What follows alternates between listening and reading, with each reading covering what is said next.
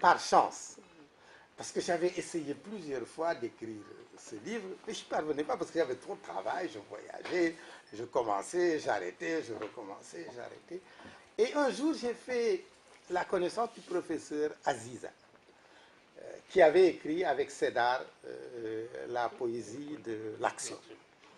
Et comme bon, il connaissait mes relations en tant qu'ancien ministre de Sédar et puis jeune membre à l'époque de son parti, et naturellement élu député de Saint-Louis et tout cela, mais on a tissé des relations très amicales, très fraternelles.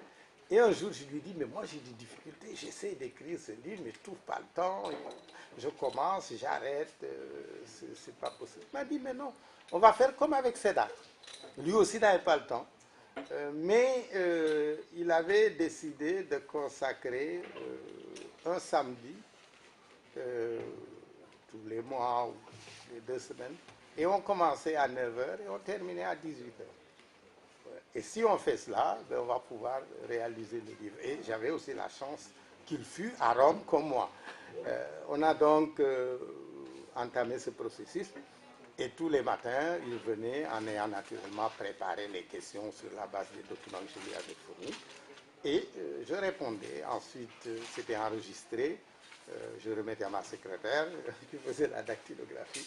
Et après, je passais pour pouvoir aller du langage parlé au langage écrit pour vérifier les faits, les chiffres, les dates, etc.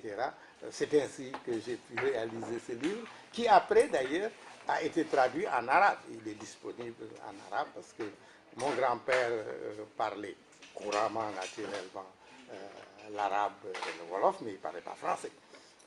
Je me suis dit que ce ne serait pas